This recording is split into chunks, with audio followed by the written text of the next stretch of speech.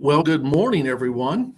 My name is Steve Russo. I'm the Executive Director here at the Indiana Public Retirement System, and I'm so glad that you took the time out of your day to spend a little bit of time with me so that I can share some information about your retirement fund. Before I hopefully try to have technology work in my favor and share my screen, I just want to take a moment and remind you that I believe we're using the chat feature today. And as I'm going along, if you have any questions, feel free to type in that question into the session chat, and I will do my best to answer that question either during or at the end of the presentation. So with that, let me see if I can hit the magic buttons that will get my screen to appear. So when I first share my screen, give me a moment. I still have a couple adjustments to make it more readable for you.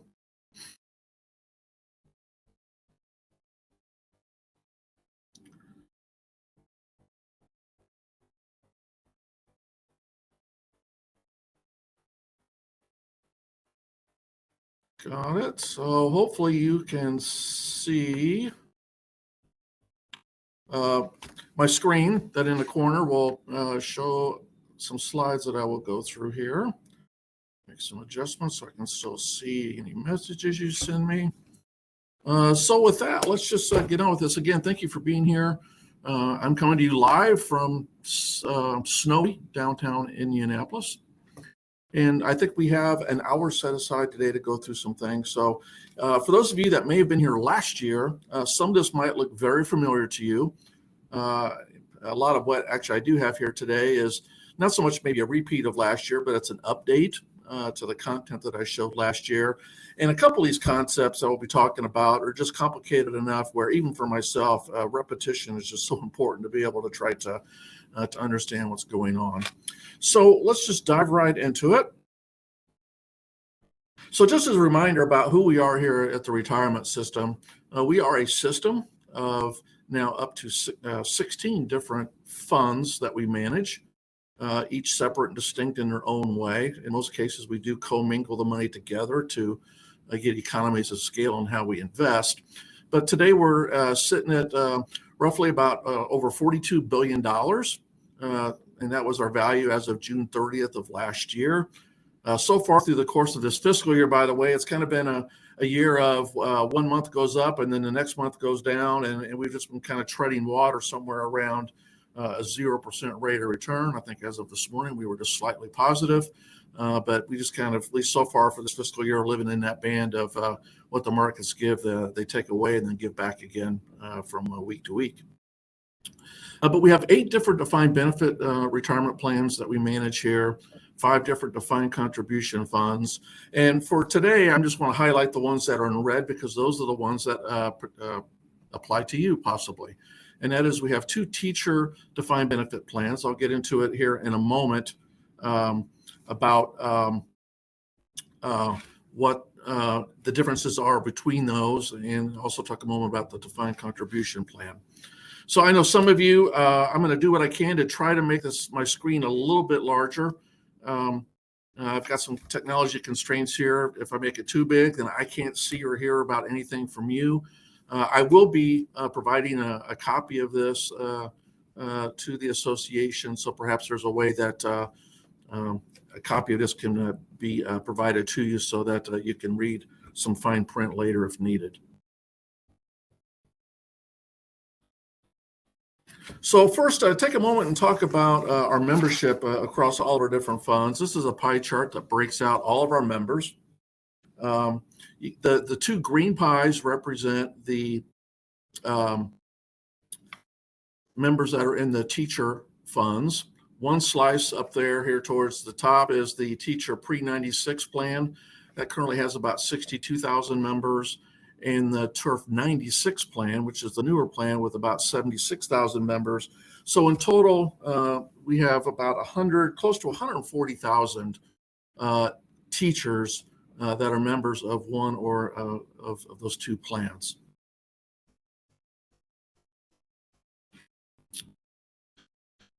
If you then break down our membership of how we're split between, we call it by status, you can see here the green represents those that are actively employed. And then the dark blue are those that we call benefit recipients, retirees, beneficiaries. And so across the system, we're about, I'll call it 50-50 between those that are actively working and those that are not, that are members of our plan.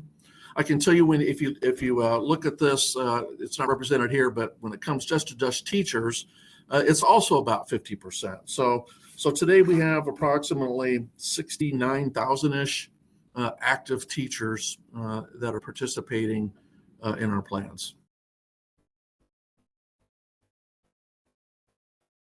And then we have defined contribution accounts, and the way these work is that if you are a member of what we call our hybrid plan, where you have both a DB and a DC, you are also a member of the defined contribution plan. There was also legislation that was put in place a couple years ago that did offer newly hired teachers the opportunity, if they wanted to select what we call a DC only option for their retirement. We call it Turf My Choice. And when they select that, not only do they get 3% that goes into their defined contribution account, but they get an incremental contribution into their DC that represents the cost of their defined benefit. And so there's pros and cons, reasons why people may want to choose one over the other. But nonetheless, that's kind of the breakout. And just today, by chance, I took a look yesterday, and because one of the questions has been how many teachers, newly hired teachers, are choosing that defined contribution only option. And what I can tell you is that we have roughly 2,000 active teachers who have selected the defined contribution only plan for their retirement future.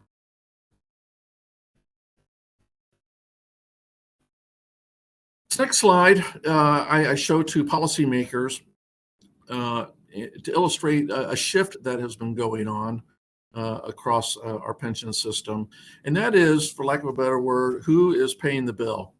And what you can see on the left side of the slide, this is a pie chart that breaks down the liabilities of all of our plans combined. So we have roughly about $50 billion of liabilities in our plans today.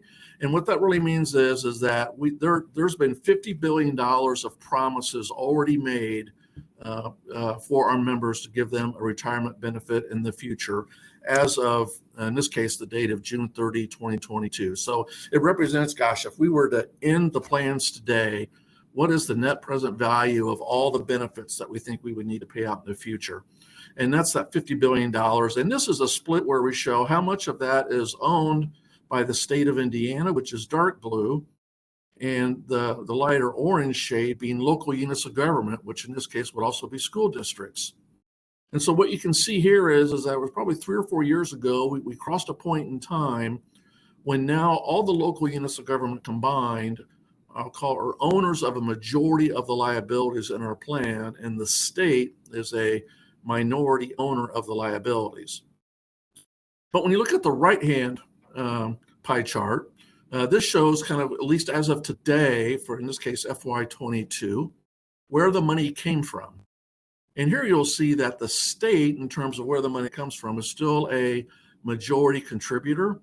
And that's heavily driven by the fact that today they are providing the contributions that go to support the teacher pre-96 retirement plan. And so it's likely going to stay this way for probably at least the next 10 years. But eventually this pie chart will shift also, where a majority of the contributions will be coming from local units of government. And why this is so important is at least from the chair I sit in, as we engage policymakers, a lot of the decisions that are made about what to do and not to do with pensions is handled by the Indiana General Assembly. And so this is a reminder to them that not only today, but going forward, the decisions that they make about pension policy have a greater impact to the pocketbooks of the local units of government than it might the state of Indiana. So take a moment just to do a quick explanation about the two different retirement defined benefit plans we have in the teacher's world. Many of you probably already know this. So there's two very separate, distinct trust fund accounts that support teacher retirements. One is called the Teacher Pre-96. And the reason it's called Pre-96 because there was a big change that was made around 1995 where that plan was closed and a new plan was started called the Turf 96 plan. And what makes these plans different is how they are funded. The Teacher Pre-96 is solely funded by the state of Indiana. It was established in 1921, and the state of Indiana is obligated to provide money to cover the benefits of that plan, not the school districts. And historically, the state is obligated not to put money in as teachers work, but they are just obligated to be sure that they appropriate money to cover the benefits that are due in any one given year. Although I'll get to here in a moment, there's been a lot done, though, to go about trying to get the money in the bank for that plan to help cover the unfunded liabilities going forward. The newest plan being the 96 plan, predominantly teachers that were hired after June 30th of 1995, that is funded by the school district as a percent of payroll. There's a contribution rate that the Board of Trustees here at INPRS establishes that schools pay into. So probably the important thing to understand here is that the funding of these two things is very different, but the benefit, though, that is provided to teachers in terms of their pension benefit is identical between these two different plans. So same benefit, two different ways that they're funded. So take a moment. I know this is an eye chart, probably depending upon how big your screen is from where you're looking. But this is a summary, two slides. We're ready to talk about the Teacher 96. This is the newest plan. Chances are most of you listening in today are members of the Teacher Pre-96. But I just want to take a moment and share the highlights of the Teacher 96 plan. This plan, again, is funded by school districts as teachers work. We're currently funded at 94.6%. Typically, anything over 80 is considered healthy. So this plan continues to be in very good, solid shape. Today, this plan, being younger with fewer retirees, is a plan where we have a lot of actives and a lot of money being contributed and going in, and not very much going out in terms of pension benefits. As a source of reference, this plan pays out today about $200 million a year in pension benefits, whereas the fund I'll talk about here in a moment, the Pre-96, is at over $1 billion in what is being paid out each year.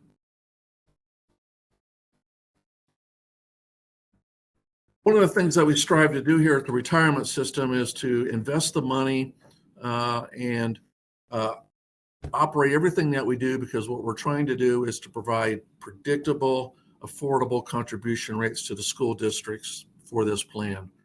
We hear over and over again from employers that they like having the ability to offer a defined benefit plan to their employees. But what's of critical importance to them, though, is to know that what they're going to have to spend to fund that is affordable and somewhat predictable. And so that is really embedded in a lot of what we do here at the retirement system. And this chart just illustrates over the last 5 years what the contribution rate that the schools pay into. Going back to 2018, and really for a lot of years prior to that, schools were paying 7.5% into that plan. But then in 2018, going to 2019, the General Assembly decided to make a contribution into that plan on behalf of school districts that got that plan fully funded, and then allowed the contribution rate to decrease because there was no unfunded liabilities to pay for any longer. So that took the contribution rate from 7.5 down to 5.5, which freed up 2% of payroll for schools to deploy to other priorities. And so for 2019, 2020, that rate has stayed at 5.5, but did creep up to 6% in 2021 and going into 2022. And so this is a plan where we expect it to stay in and around 6% of payroll. Over the long haul, we expect the contribution rate of this plan to inch up a little bit, but not materially different. So that talks about the Teacher 96 plan. Again, pre-funded, very healthy, going very well, in my opinion. So now we get to the Pre-96, this different animal that's been around for a long time. And so in this particular plan, the actual funded status is low. It is currently at 37.5%. Over the last decade, it was as little as in the 20s in terms of its percentage funded status. Again, that goes back to the fact that this thing was set up from the very beginning to be what's called a pay-as-you-go. We will pay and appropriate the money when the benefits are due. We won't put money into the bank while teachers are working. So, that was the premise of this fund. And so the very nature of this fund is that the funded status is low today, but I'll show you a slide here in a couple moments that shows that going forward, the funded status of this plan, if everything goes as expected, will increase rapidly over the next 5 to 10 years. Again, this plan is paying out about close to $1.2 billion in benefits.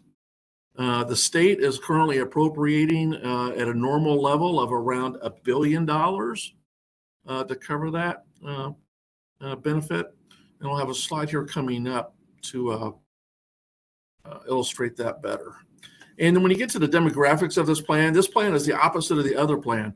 This plan has predominantly retirees in it, right? That's that dark blue down there in the bottom corner. The green represents the active. So in this plan today, there's today only 7,300-ish active teachers that are in this plan, and most of them are late career. And so that number will be declining rapidly over the next decade.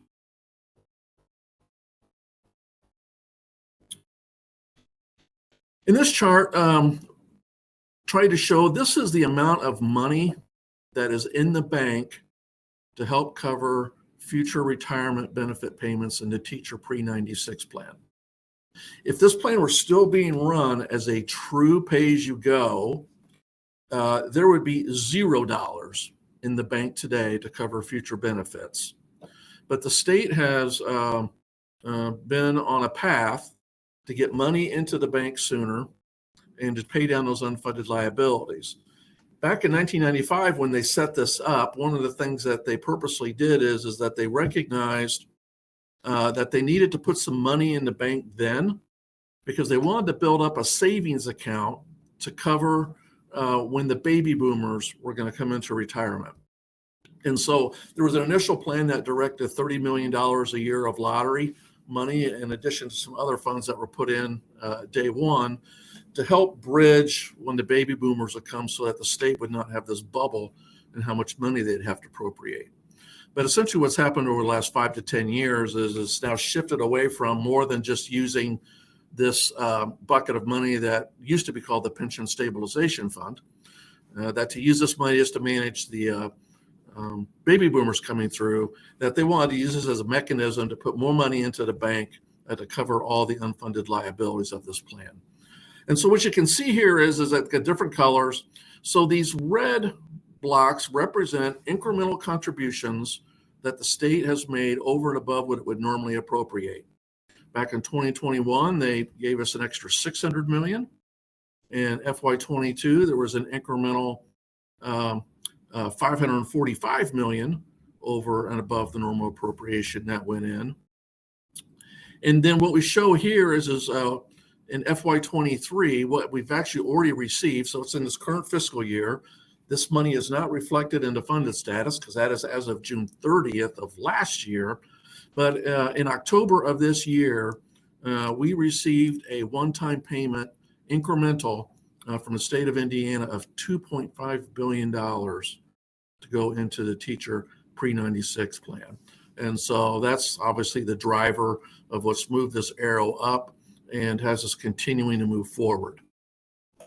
One thing I don't show in this chart today because we think it's going to happen, but it actually hasn't happened yet. So until it actually happens, we won't show it because the legislature is meeting as we speak, and what they said they were going to do a year ago, they can come around and change this time around, although we have no indication that they'll be changing anything this session. But we do expect an incremental $1 billion to come to us in FY24 out of excess state reserves. So if things go as expected, you can expect to see another billion on top of that 8.2 billion for FY24, which then works to get us closer to that utopia of being fully funded in this plan. So this is another way of showing how this plan works. We call it the hump chart.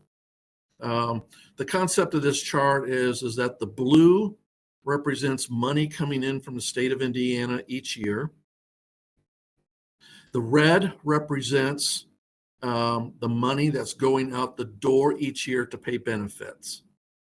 And so what you can see is that as we were in the 2010s, is there was this known baby bump era coming, and it happened.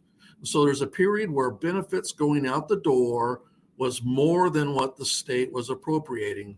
The idea is that the state wanted predictable 3% growth year over year in that blue line.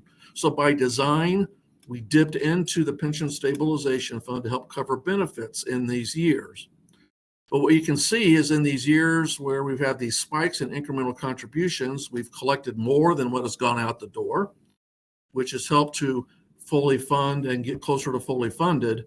And the way our actuaries currently project this, which it's hard for me to believe actually, because when I started in this about 15 years ago, the blue went on forever until the last member of this plan died.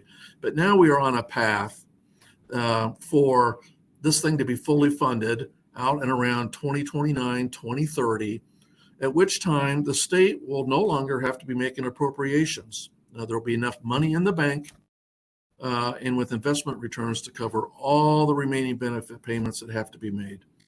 And so quite a milestone for, in my opinion, ensuring that there's money in the bank to cover what has been promised to you, and you're not going to have to worry about the General Assembly coming up with enough money to cover your retirement check.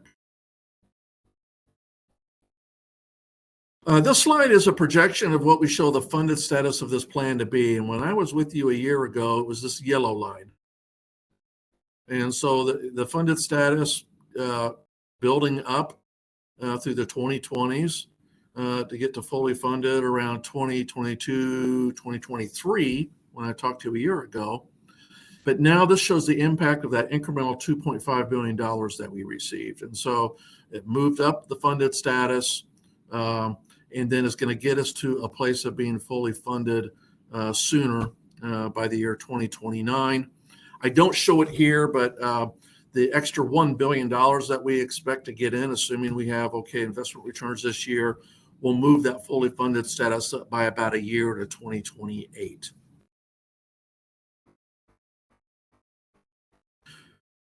So before I get into the COLAs and supplemental checks, again, just want to wrap up the teacher pre-96. The bottom line for me is that if you're a member of this plan, you should be extremely happy about what the state has been doing to get money and get funding into your retirement benefit account so that there is money to pay your benefits. And so this plan is as stronger than it's ever been, and on a path to get even stronger.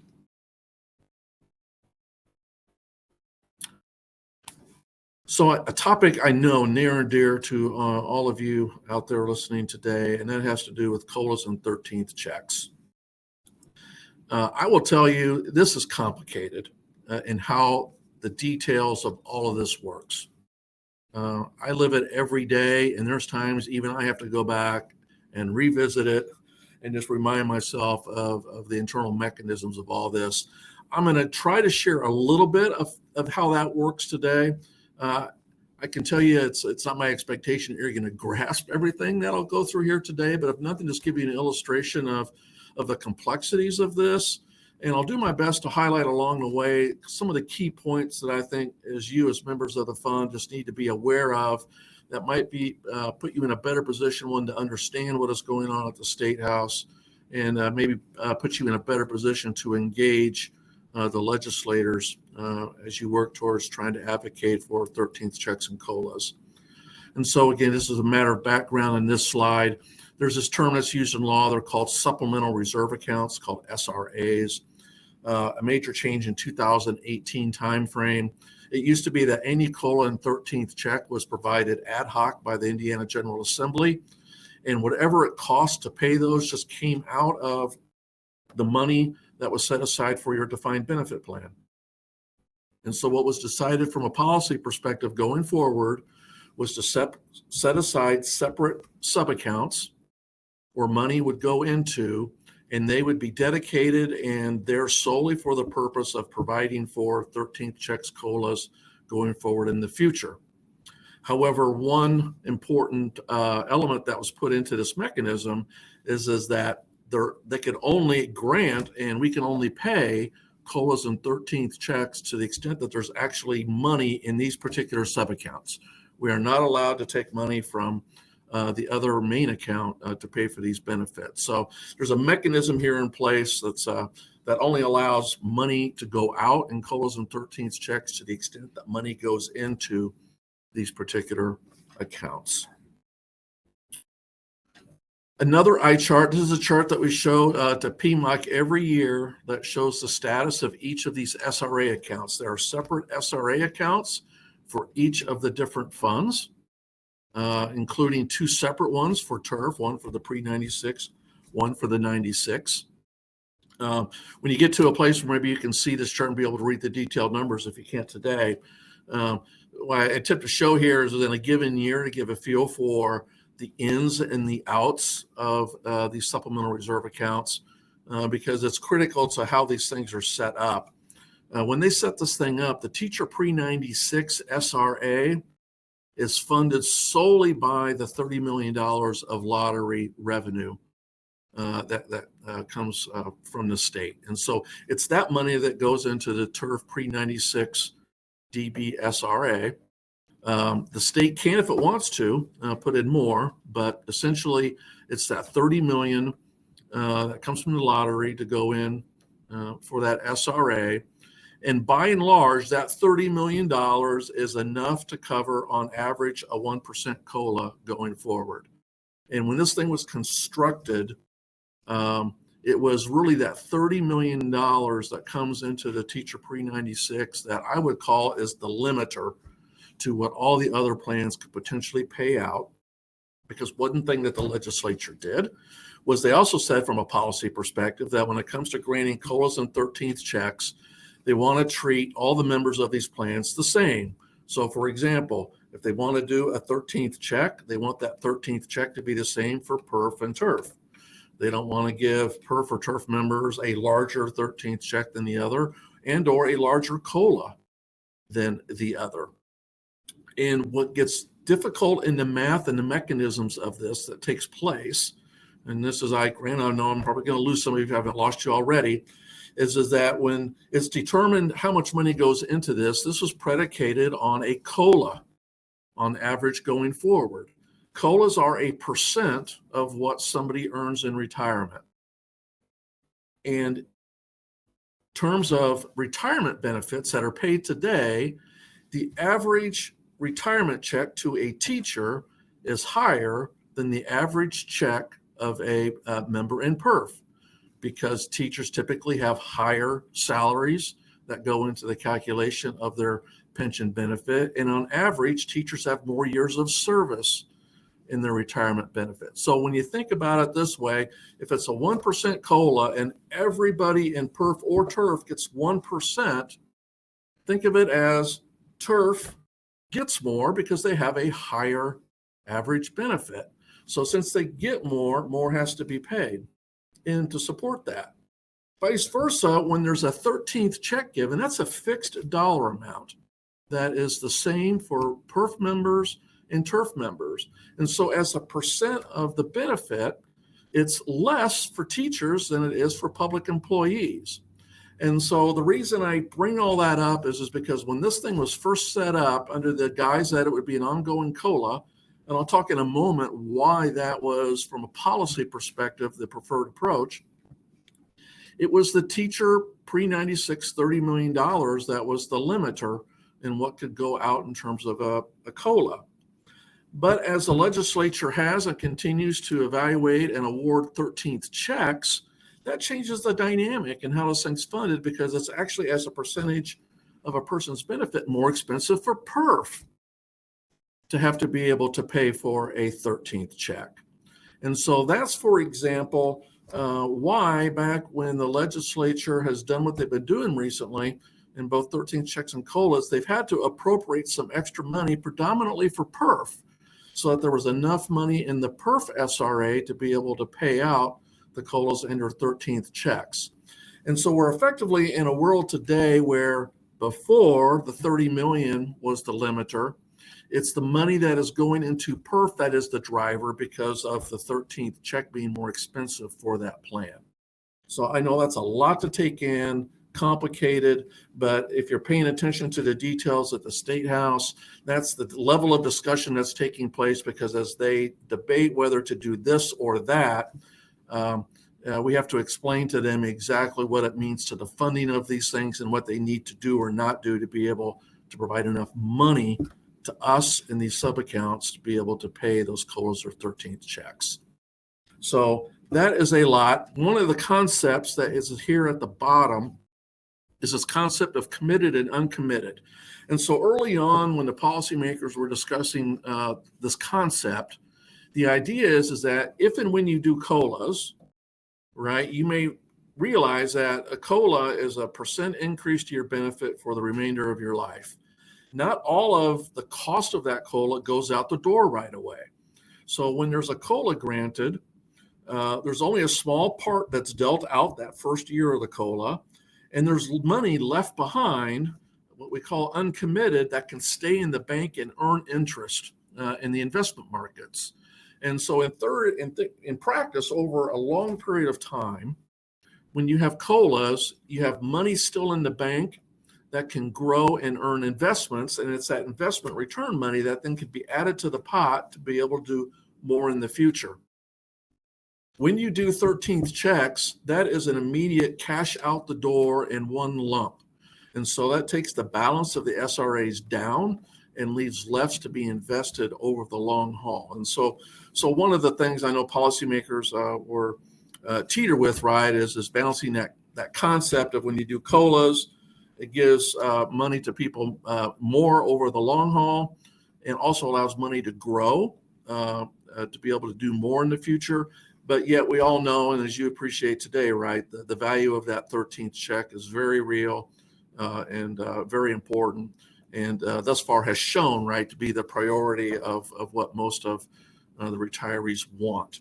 And so we're still in a learning mode, I would call it, with how this whole SRA thing works. If the legislature moves into a pattern of doing 13th checks instead of COLAs, which is their prerogative, and we're neutral, we just try to educate them on the pros and cons of each and what it means to the financial mechanisms.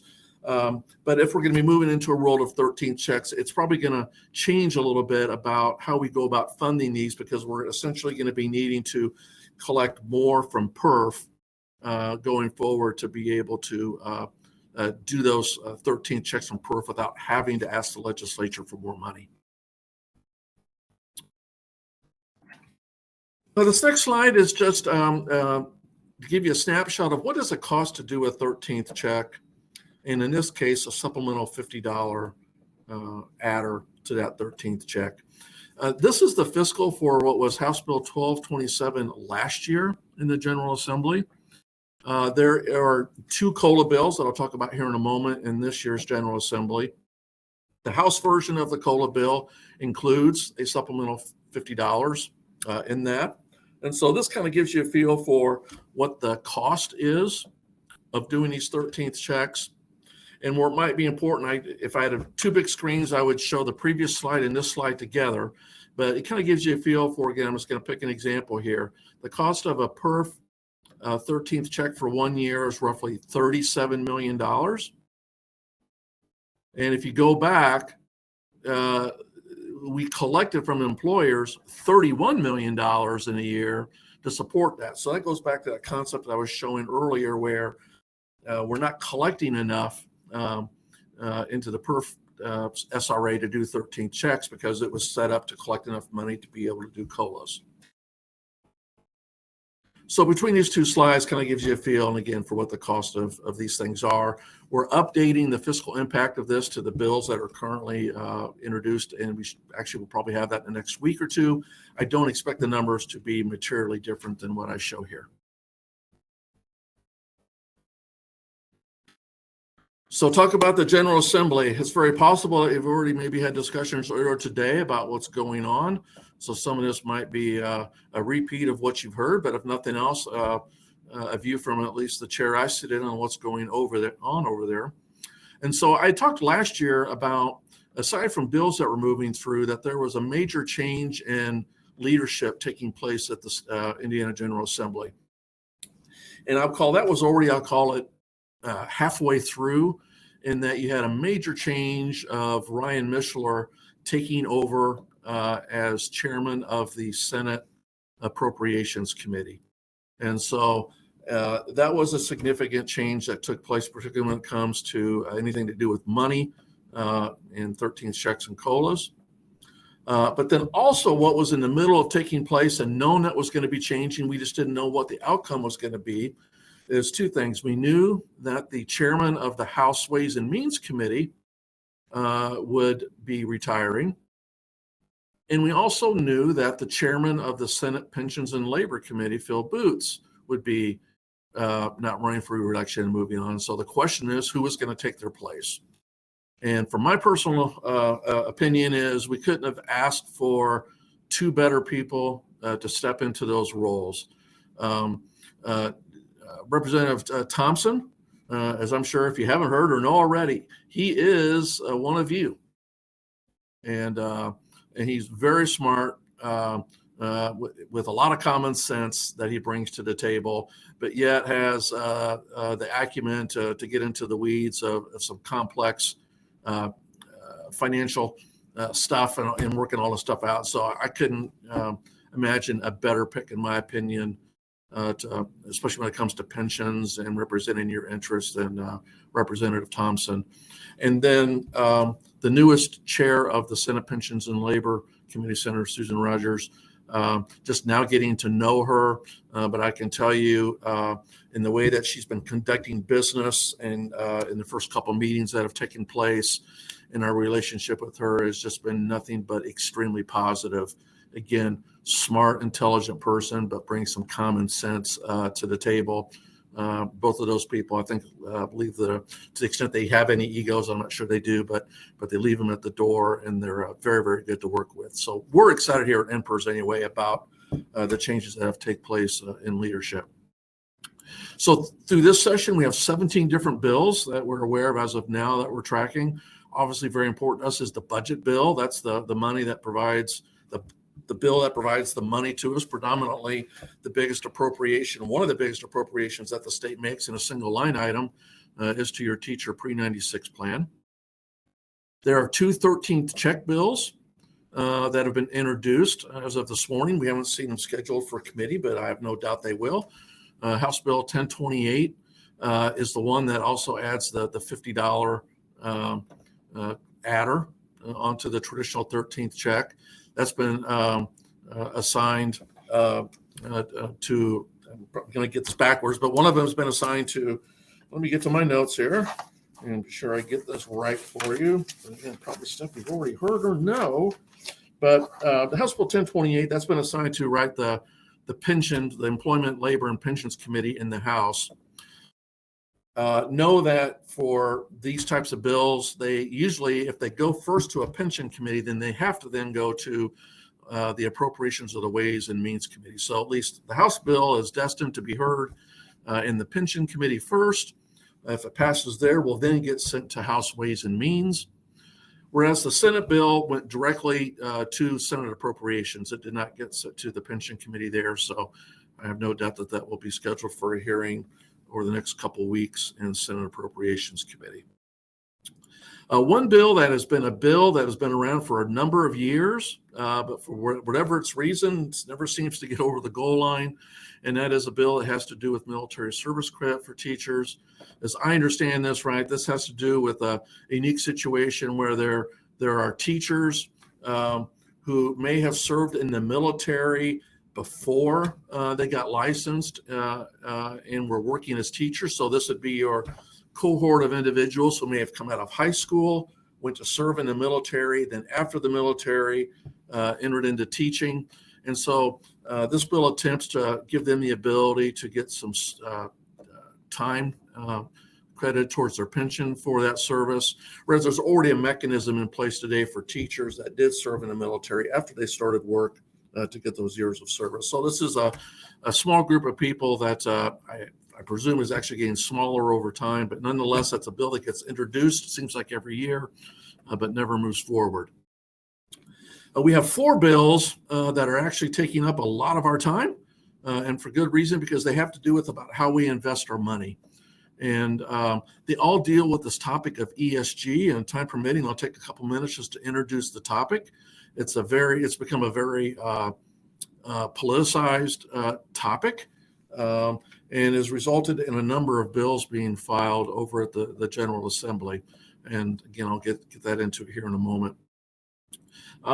There's also a number of bills. The public safety community is always active in working to try to refine their pension and their disability benefits. And so there's actually 8 different bills that affect the 77 fund. And we have some activity from the public defenders who are currently members of the PER fund. They are trying to be put into the plan that we call PARF, that is set aside for prosecutors. So the public defenders are seeking parity to what prosecutors get from a retirement benefit perspective. So I'm going to I got 2 more slides.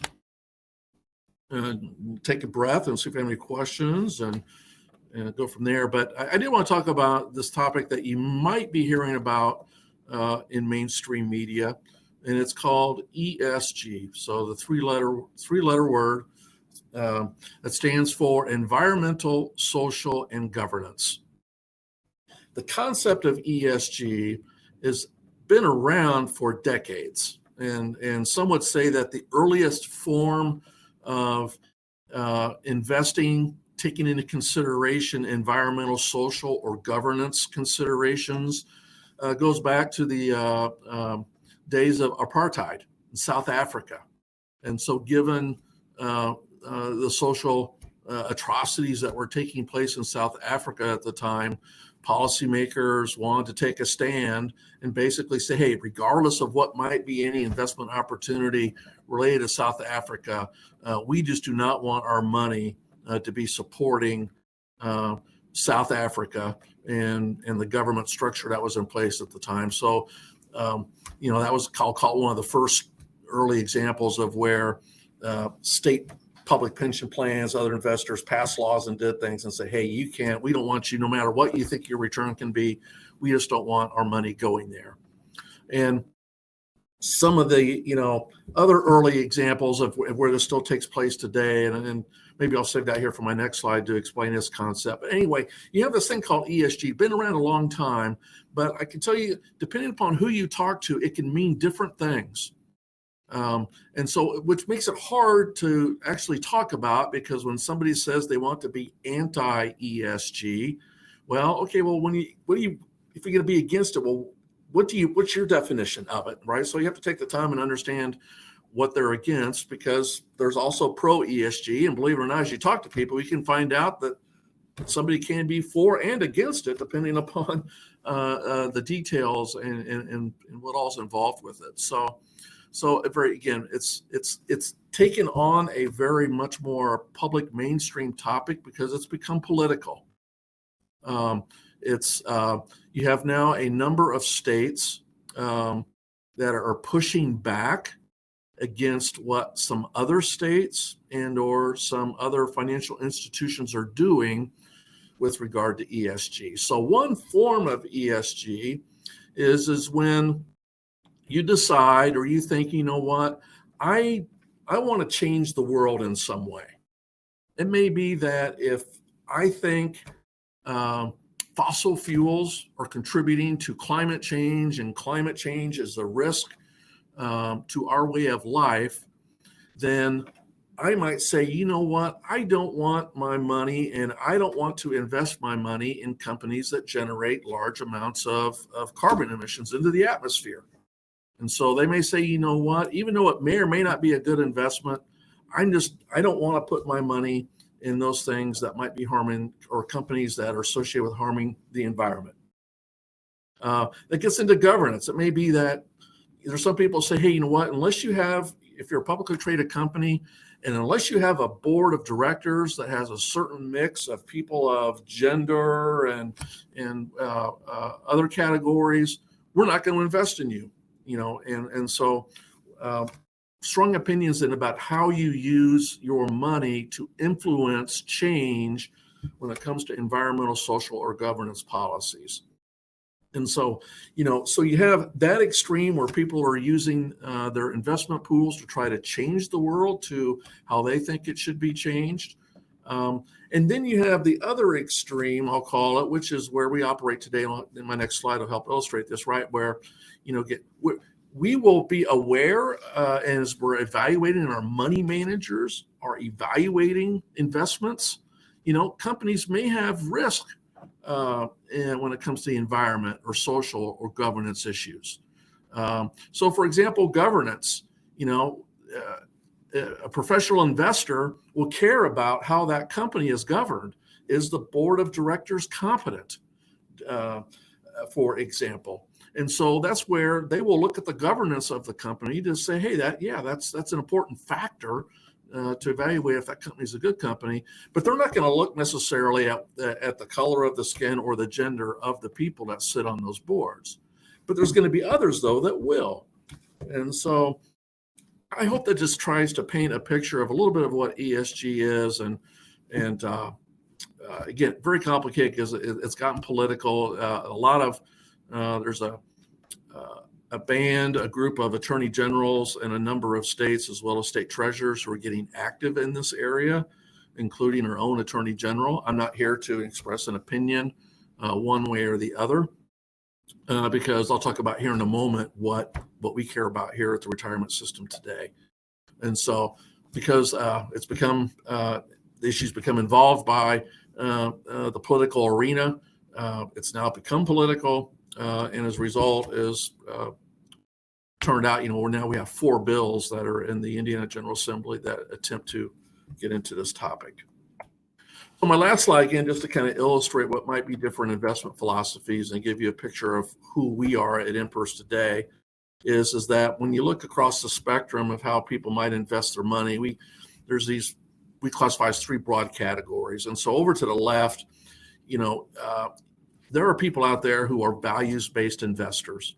In my opinion, appropriately so. If you're a foundation that has a pool of money that you invest to pay for, and say you're a foundation that solely exists to address and reduce, say, the incidence of lung cancer.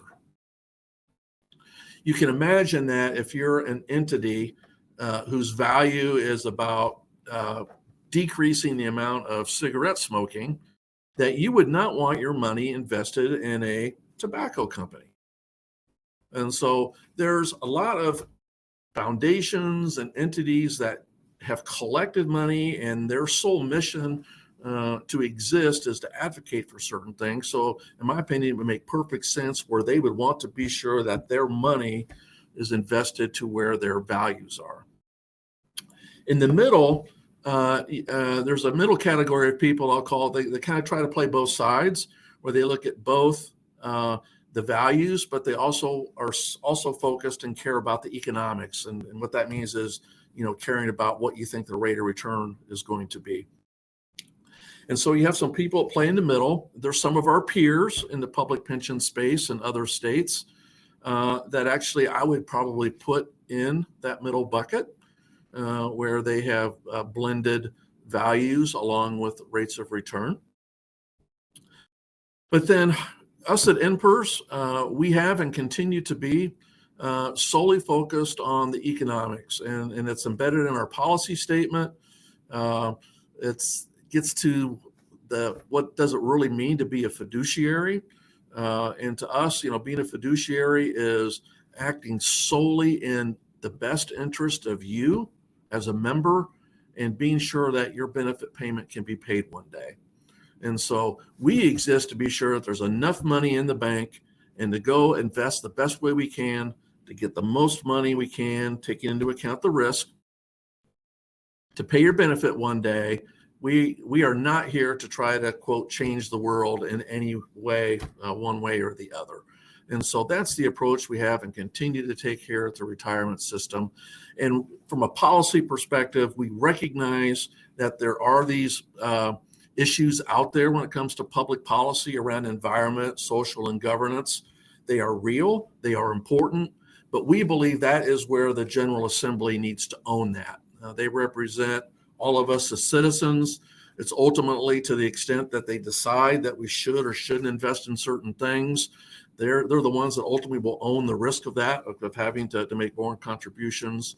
And so we here at the retirement system believe that those decisions are best made by our elected representatives, which is why then we have a number of these bills that are now going through the Indiana General Assembly. There's one bill that, in fact, was in a hearing this morning, and it was still being heard when I started. Chances are they're done. I'm assuming it got voted out, but it had to do with China.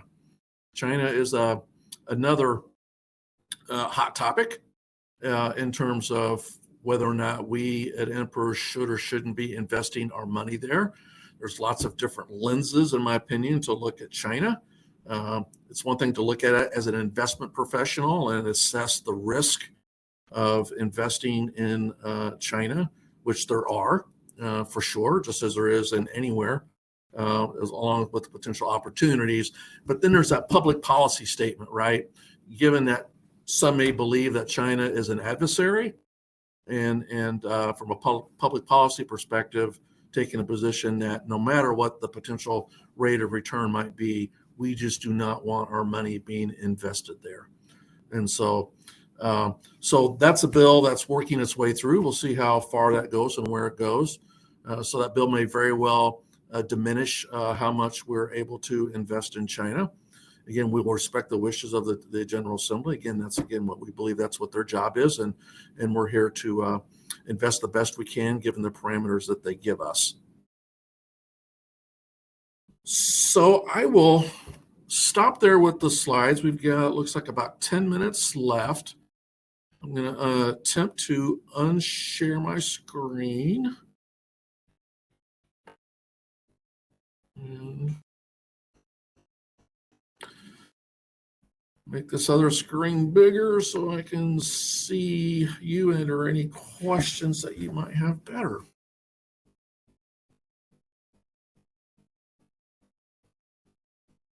So I'll take just a pause if any of you have questions that you want to put into the chat, and then maybe I'll just give it a minute or two. If there aren't any, then your reward for having put up with me for the last 50 or so minutes is we're going to have a drawing for two $50 Visa gift cards. That's being provided by the association, not by here at the retirement system, but I get the distinct honor to announce who the winners are here when we're done. So Josie, I'll leave it to you if you want to start the drawing, and maybe while we still give people an opportunity to chat in, we can.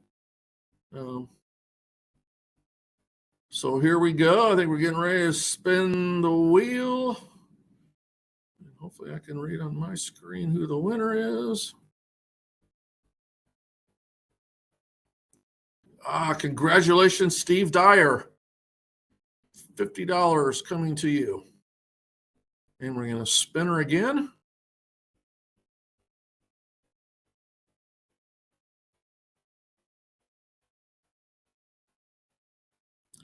All right, and Robin Souter, congratulations to you. So I haven't seen any questions come in, but I again want to thank you for your time today. If and when you do have questions, I'm available to you. Let me know. If it's one-on-one, every single one of you is important to me. I work for you. Your retirement dollars pay my salary. And I never forget that as I walk in each day and when I walk away each day. And so, again, I'm here for you as a group or as an individual. Looks like we may have a question here. So the question is, have we reached the year of maximum payout in the pre-96 retirement fund, or is it still in the future? Good question. I would say we are right at about the maximum. And so it's one of those things where by projections, we are right about at it, but we will only know until it starts to go down for a year or two to be able to say definitively that we've hit the peak and that we're starting our way down.